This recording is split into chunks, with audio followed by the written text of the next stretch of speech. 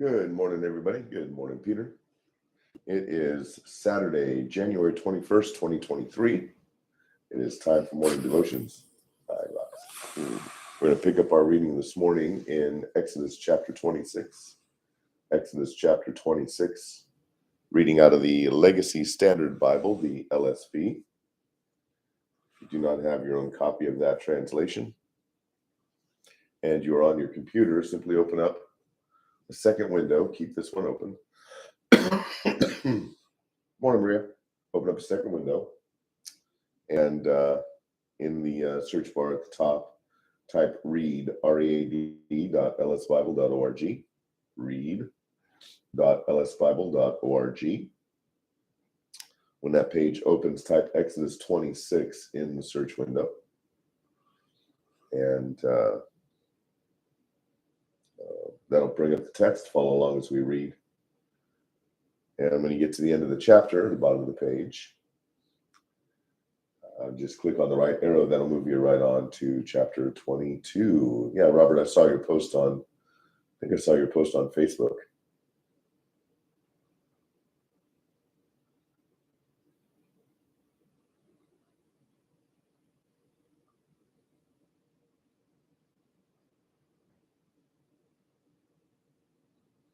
So looks like there's some typos there, but it sounds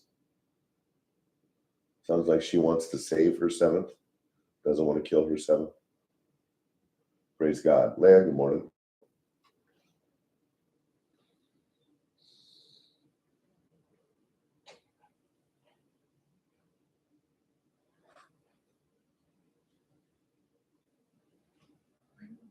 Yes. Could you turn it off? Yeah. Thanks. Sure. There we go. A little more light on this situation.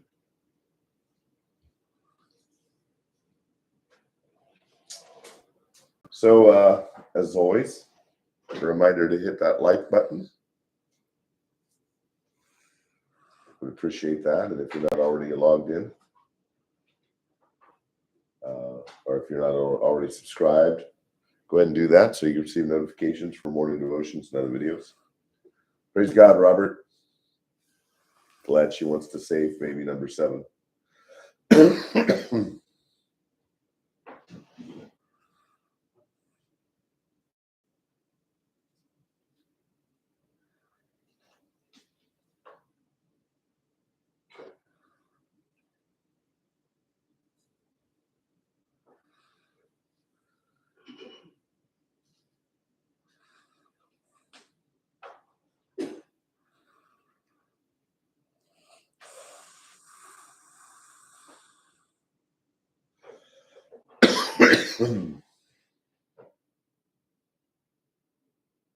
Morning, Heidi. Hey, Maria. When you have a moment, can you bring me a glass of water? My glass is on the table. Thank you. Thank you. Thank you. Thank you.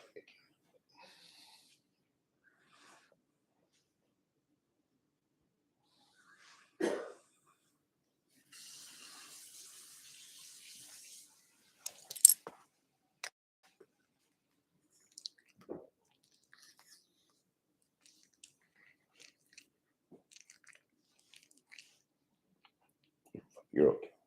You're okay. There we go. Thank you.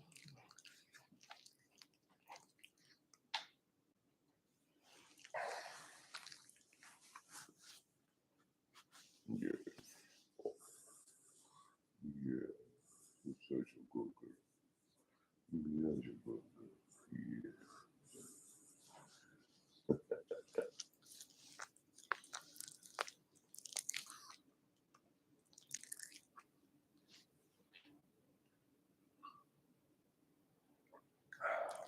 Looks like we're going to have a small group this morning. I assume. Hi, Rhonda. I assume notification went out today.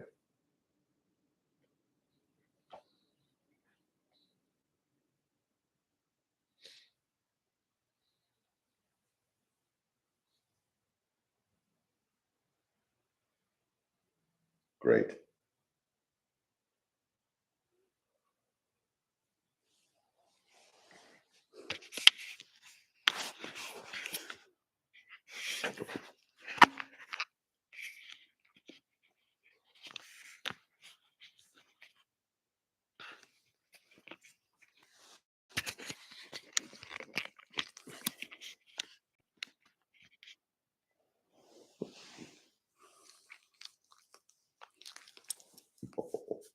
Oh, you cozy now, huh? You cozy now. Oh, are you cozy now? Yeah. Oh, yeah.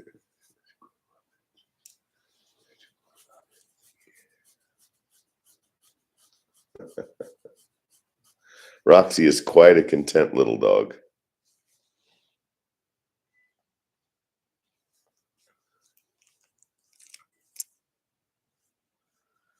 Needs her nails trimmed. She needs her nails trimmed. Yes, you do. You need your nails trimmed. Yes, you do. Morning, Holly.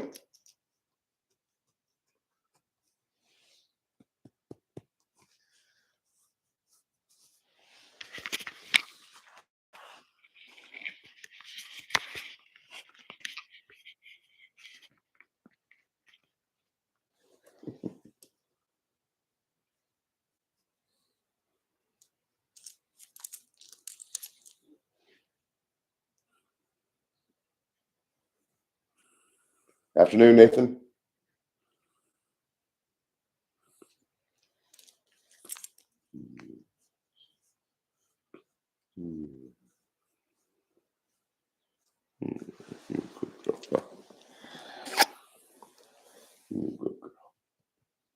Yes.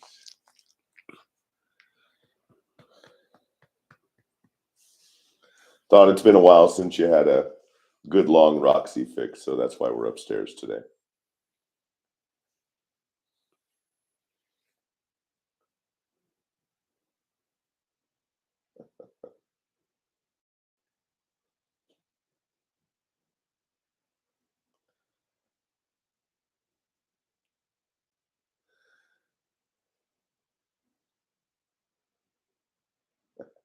You're welcome, Maria.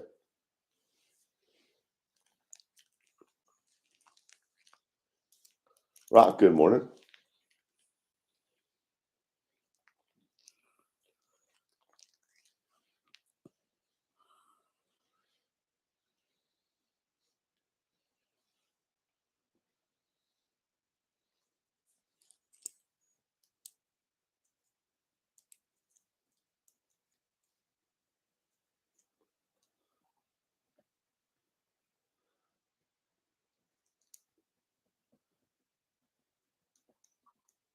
Oh, Steve Lawson's at your church, huh?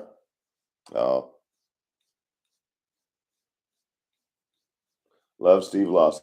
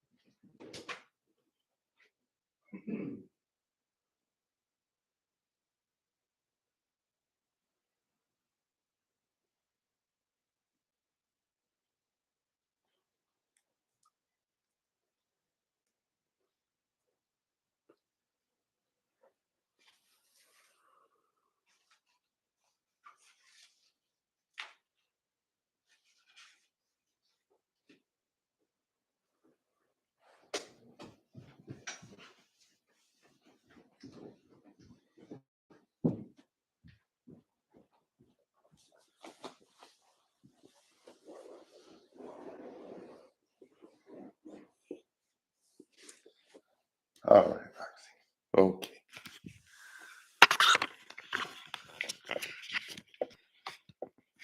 There we go.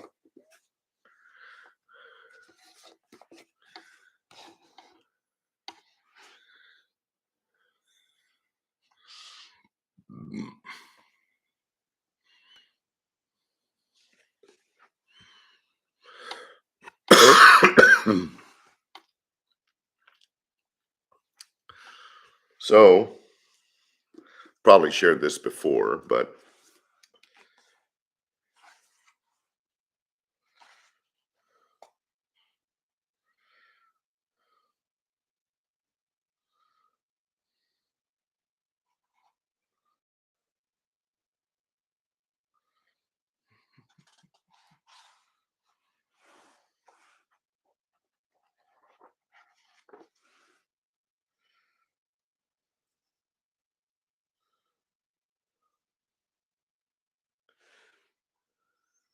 Oh, the founders. Okay.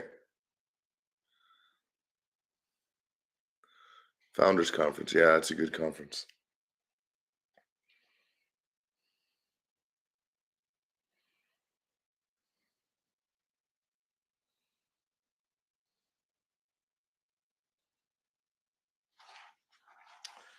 So what I have here,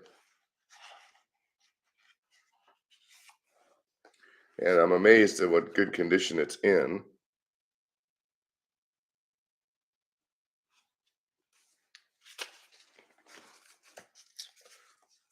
So I guess I can probably share this before. So on February 6th, 1993, I was involved in a shooting as a deputy sheriff. A man high on methamphetamine in a stolen white 5.0 Mustang tried to kill me and another deputy with the car, and we opened fire. And um,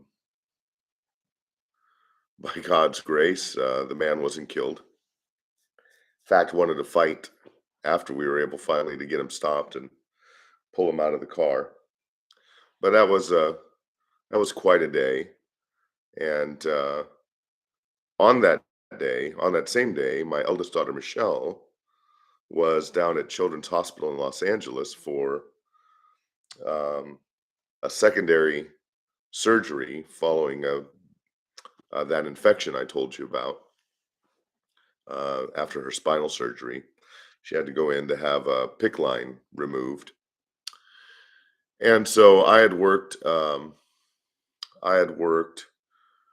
day shift that day so that I could get down to the hospital in time for her procedure. And my sergeant that morning asked if I wouldn't mind taking a ride along with me.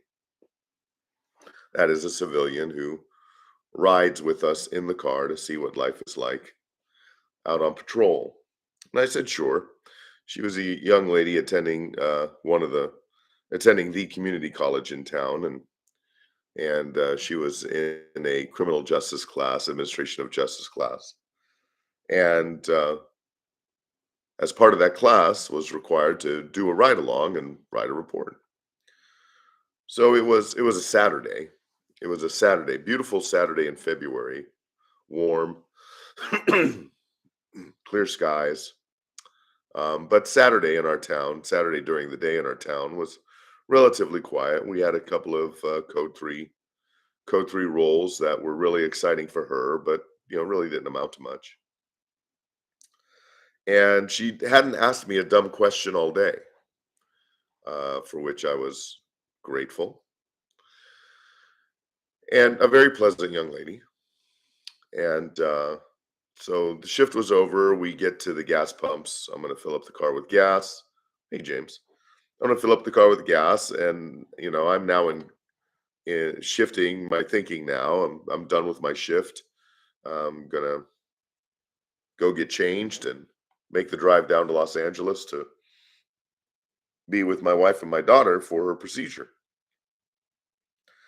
So, so as we're getting to the pump, she says, "I have one more question for you." And she said, "Have you ever been in any wild shootouts?" Morning, Anna. And I thought, oh, the wild shootout question. And I said, no. And at the time, this was true, anyways. Statistically, an officer will work some 400 years of patrol before he would be involved in a shooting. Now we know that nobody works for 400 years. The point of that is that officer involved shootings are not as certainly not at the time. And this was, well, 30 years ago. Next month will be the 30th anniversary of this day. That's hard to believe. Um, the point is that most officers will, while they might, depending on where they work, they might pull their gun just about every day. And that was the case in my career. Um, the likelihood is that most officers are never going to fire their gun outside of the range, outside of training. They're not going to have to do it on duty. So that wasn't the war story she was hoping for her paper, but it was a truth nonetheless. I told her, look, I have to be ready every day for that, but the likelihood is that's never going to happen.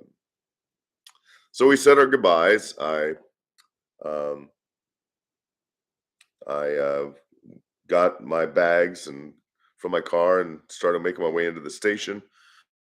No sooner had I got into the station that the watch deputy gets on the PA system in the station and says, alerts us that one of our traffic units was following a 5.0 Mustang that had recently been taken in a carjacking in the San Fernando Valley of Los Angeles. So so now I'm weighing, all right, I'm off. I need to get down to the hospital.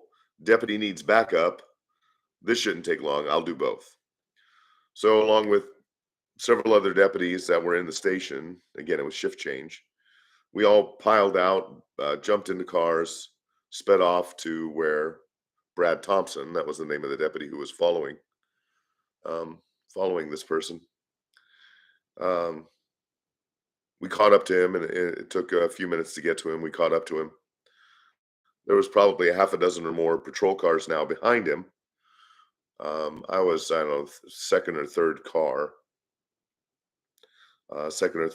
in line, and and so we let Brad know, hey, we're ready. Light him up. Turn on your lights. Let's try to stop this guy.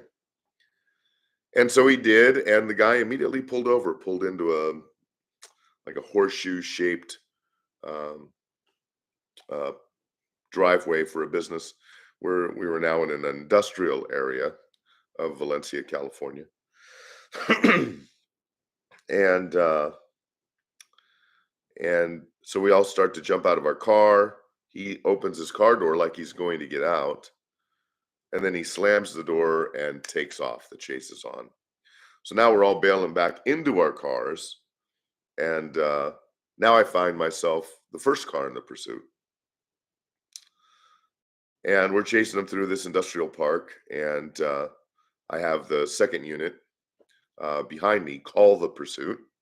That way I could focus on chasing the guy, and the deputy behind me can put out the radio traffic to let dispatch and supervisors know where we're at and what we're doing.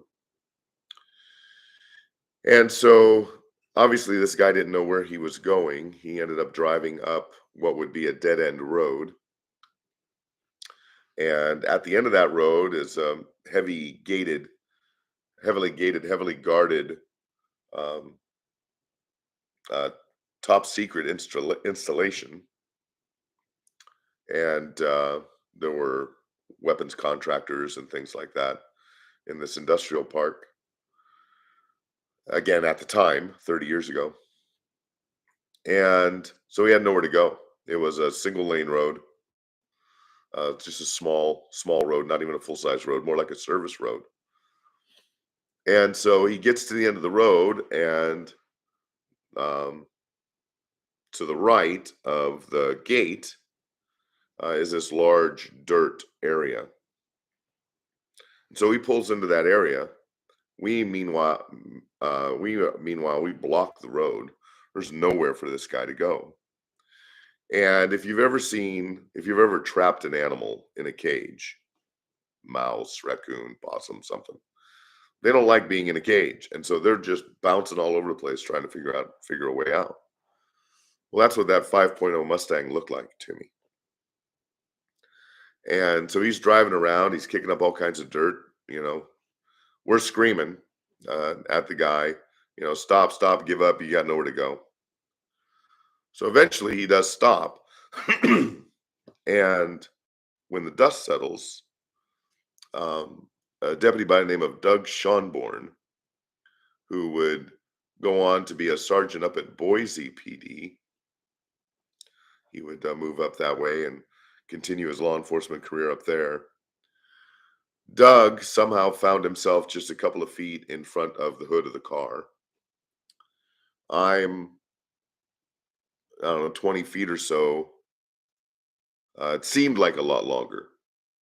Uh, perceptions change during a critical incident.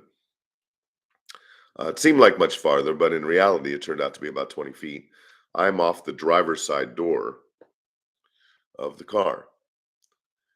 Um, we're yelling at the guy, give up, it's over, it's over, you got nowhere to go, show us your hands, trying to get the guy to comply. Instead, he hits the gas, and I'll never forget watching the rear tires of this Mustang sink in the dirt as this, 2, 3,000 pound metal monster is trying to get traction. Eventually, he does get traction. The car starts to skip forward towards Doug. And so we both open fire. We fire several times.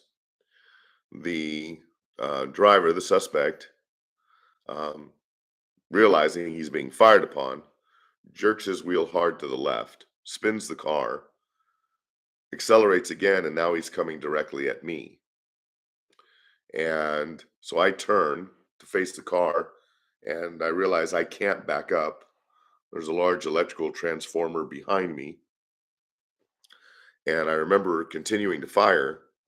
And I remember saying to myself, this is because I know this guy's going to hit me with the car. And I said, this is really going to hurt. Who's going to tell Maria? That's what was going through my mind as I'm pulling the trigger. He hits one of the patrol cars nearby, and instead of momentum carrying him toward me, somehow it spun him away from me, and he came to a stop. And and I remember seeing him, obviously still alive. He's sitting behind the wheel and he's laughing. He's laughing. And I'm thinking to myself, this guy just tried to kill me and another deputy. I had to fire my gun. I'm going to be now at the station for hours and hours and hours explaining to investigators, district attorneys, supervisors what had happened. And I'm going to miss my daughter's procedure. And I went into a rage. I then climbed up on the hood of that Mustang, held the barrel of the gun a few inches away from the windshield in front of his face, and I was going to execute him. And as soon as that thought entered into my mind, a more reasonable thought entered saying, this is over, holster your weapon. And I did. And then me and a few other deputies, he still wanted to fight. We literally drug him out of the broken driver's door window, fought with him to get him handcuffed. And on the radio traffic, you can hear me screaming, is anybody hit? Is anybody hit? Because this guy was still alive. We fired a bunch of rounds. The car was moving. Deputies were all over the place. And I thought for sure, if I didn't kill this guy, I hope I didn't hit one of my deputies. And so the investigation would show that Doug fired 2 rounds as he's trying to run away from this car. Fired 2 rounds, both entered the windshield in front of him, front of the guy's face, lodged in the headrest behind him, but did not hit him.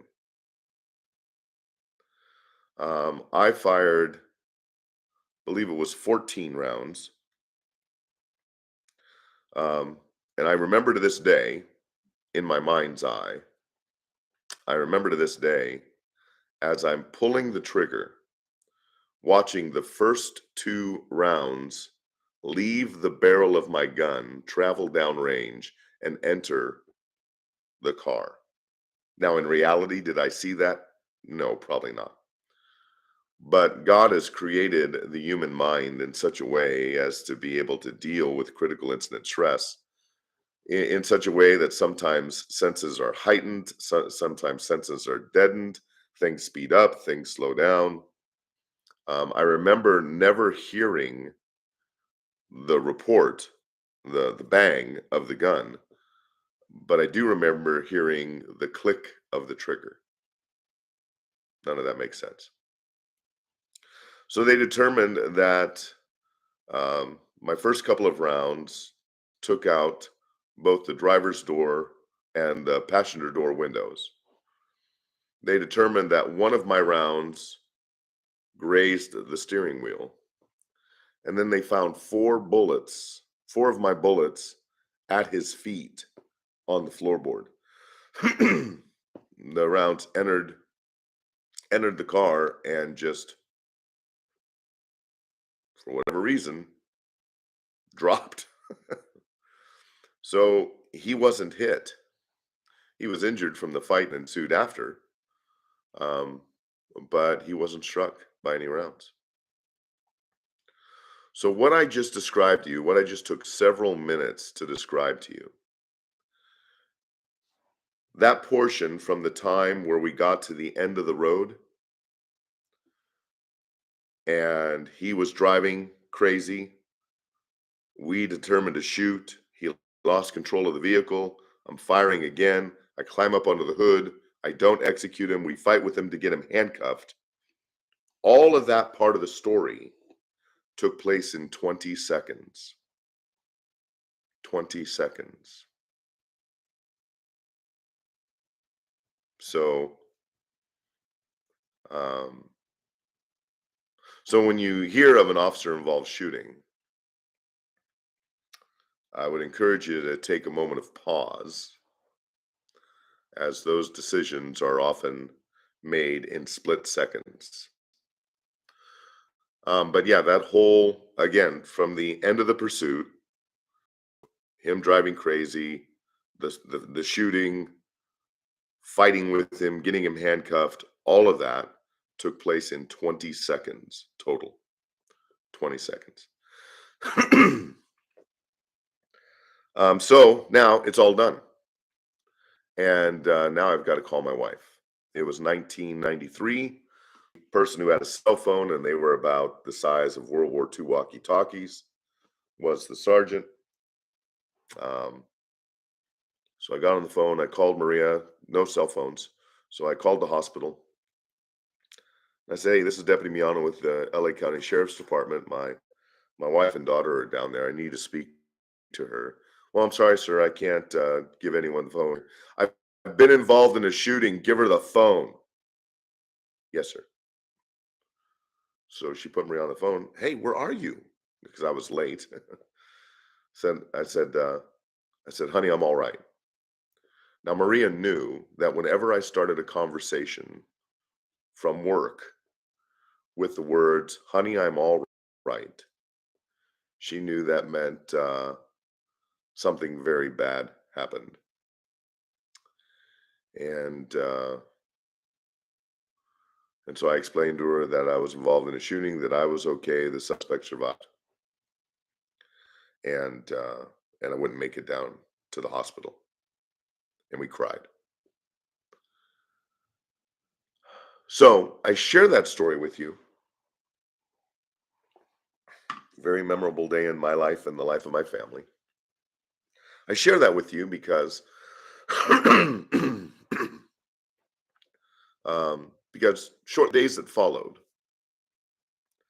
Now back then the policy was, hey, if you didn't actually kill somebody, we're not going to put you on the desk or anything. We're not going to, you're not going to defuse or anything like that. And things were different, a little different back then. Um, and So I was right back out on the streets. I think the following day, and first thing I had to do was stop a car right away for anything, just to get that release of adrenaline. I go, okay, everything's fine. Everything's back to normal. Let's get to work. But that was a pretty intense time in our life with the aftermath of that shooting, the investigation that would follow, big in the news, the court trial, all of that, and I'm asking the question. I'm relatively new in my faith. I'd been a Christian for 5 years, thereabouts, 4.5 years, and so so one day I find myself in a Christian bookstore back when there were still such a thing. They weren't selling all of the Catholic garbage and all of that. It was actually a Christian bookstore. And I'm going down through the aisles. You know what? I want to read something that's going to encourage me. And I'm looking at the shelf, and I come across a book titled "When All Hell Breaks Loose, You May Be Doing Something Right." When all hell breaks loose, you may be doing something right. And it was written by a man I had never heard of at the time, who would become one of my all-time favorite preachers, a man by the name of Stephen J. Lawson. I'm sharing the story because Holly mentioned his name.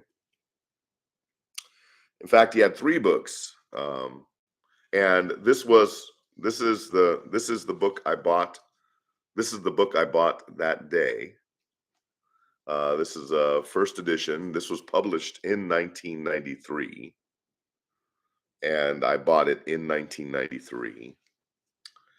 And it's I don't even know if it's in print anymore, but it's basically a devotional exposition of the book of Job. Um, but I was gravitated to the title. Now, on March 11th, and it's interesting, March 11th was the day I was hired by the sheriff's department.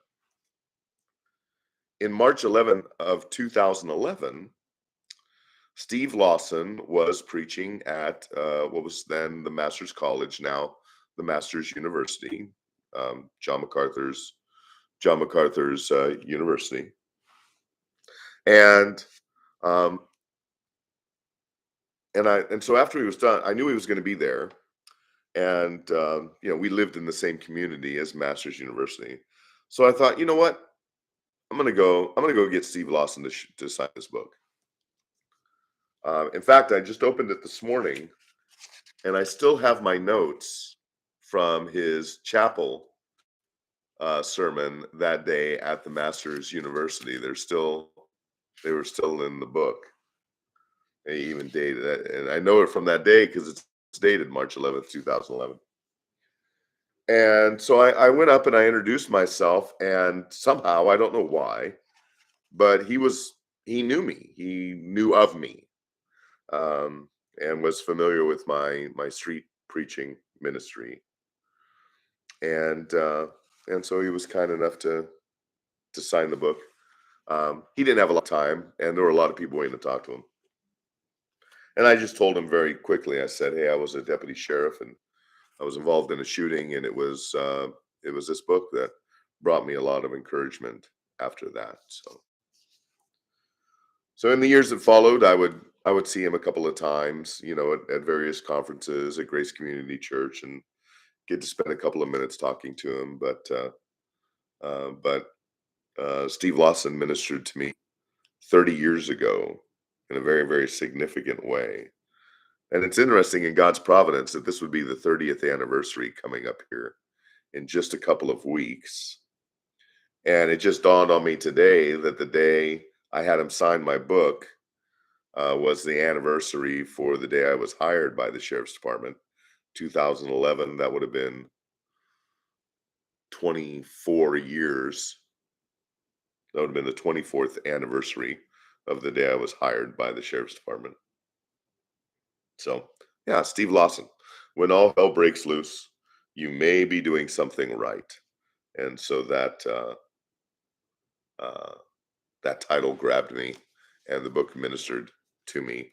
Still have it on my shelf, and it's still in amazing condition, and it's not one that I'm ever going to sell. So, so yeah, had no plans whatsoever to talk about that, but Holly mentioned Steve Lawson, and it just brought all of that to mind. All right, Beverly said she just checked with Amazon, and it is still in print. I think it was out of print for a while. Maybe they brought it back into print. Well, great. I highly recommend When All Hell Breaks Loose, You May Be Doing Something Right by Stephen J. Lawson. I think you'll be encouraged by that. So, and so the first passage of scripture that came to mind now in the aftermath of an event like that, um, you're immediately taken to the station. They take your gun. They put you in a room by yourself. Other deputies are assigned to watch you, take care of you, get you something to eat, something like that. But they immediately separate you from everybody because they don't want, when the investigators conduct the interviews, they want just your perspective. They don't want your perspective that has been influenced by the perspective of others as you've been talking to others about what happened. Not trying to get a story straight or anything like that, but you're diffusing, you're debriefing. What did you see? What did you hear? Um, and so they want the interviews to be as pure as possible. So they separate you. And so I spent quite a bit of time alone in an interview room. And the very first verse that came to mind still chokes me up. The very first verse that came to mind as I was waiting, and it was James 1:2-4. Consider it all joy, my brothers, whenever you encounter various trials, knowing that the testing of your faith produces endurance. And let your endurance be perfect and complete, so that you are lacking in nothing. Yeah, so yeah. I noticed Maria had said I could see it too. There's like, I don't know if it's choppy, I don't know if it's my internet connection. I'm not getting any warning or anything like that, but if it's distracting, if you're hearing something, but uh,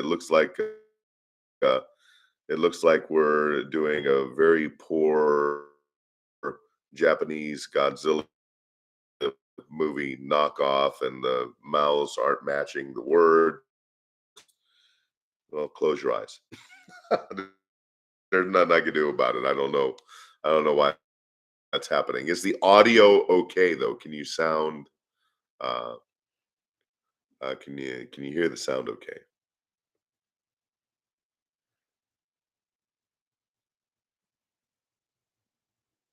So Marie asks Tony, if a civilian is in a cop car and they get an emergency call, the civilian stay in the car.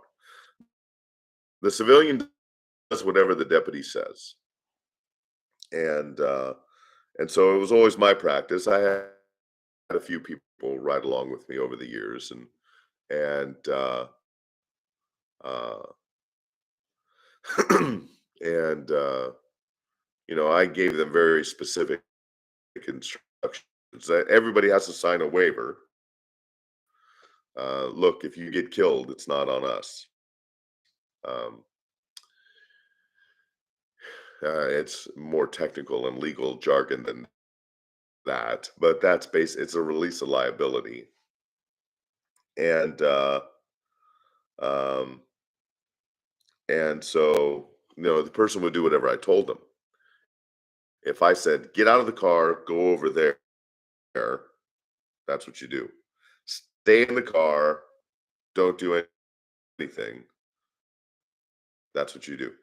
You basically do whatever the officer tells you. But And if I was stopping a vehicle, uh, especially if I'm in the kill zone, as it was called, as I'm approaching the vehicle, the civilian never got out of the car. Um, once I determined that the situation was safe, I might wave the person up, and they might stand on the passenger side just to hear what I'm saying and kind of watch. But yeah, the um, uh, civilian was just to follow commands.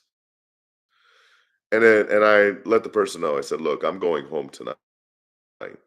Whether you go home tonight or not, I'm going home tonight. And if you do or say anything that would jeopardize my safety, I'm immediately taking you back to the station, and you'll never be in a patrol car again."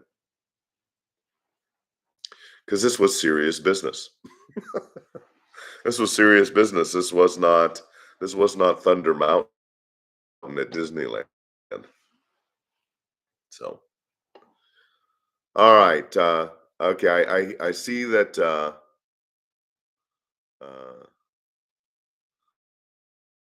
um, I see that things are kind of choppy.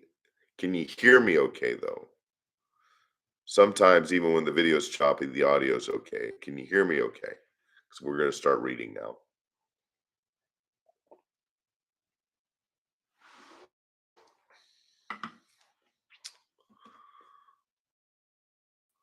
One or 12 people can answer that question.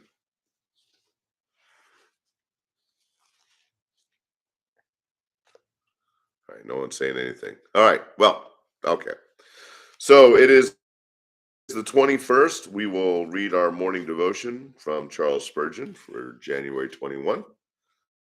And then we will be reading chapters 26 through 29 in Exodus 26 through 29.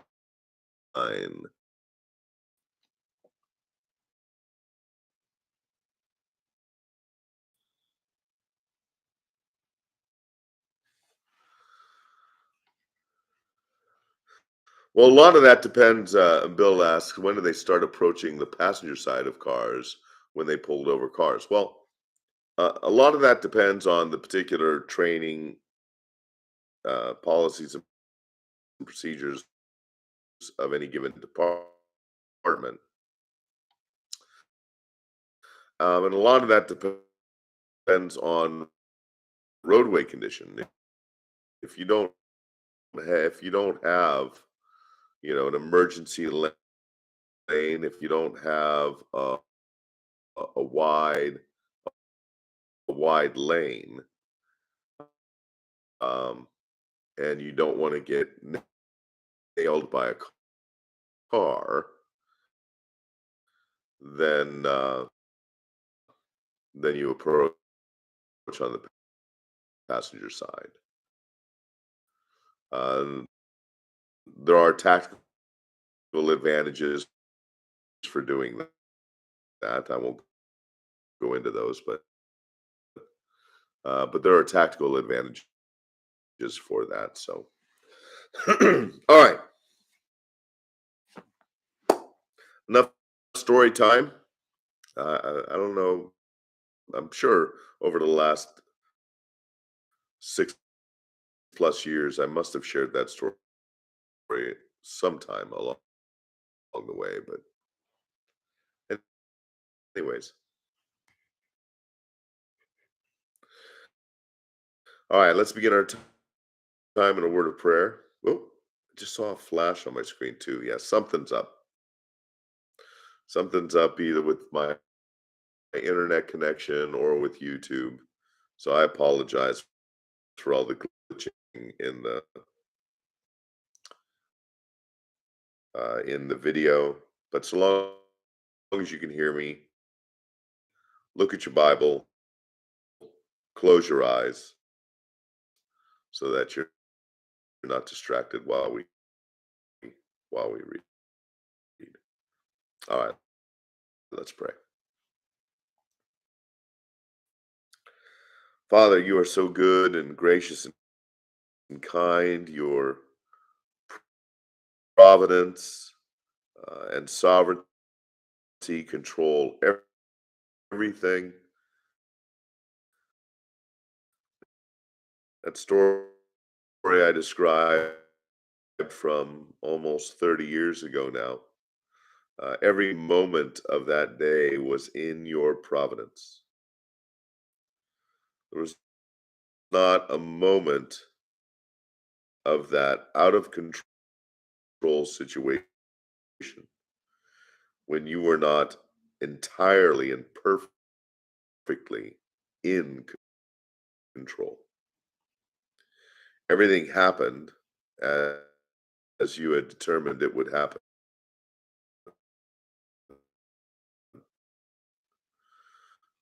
Sin and righteousness both took place uh, according to your sovereign plan,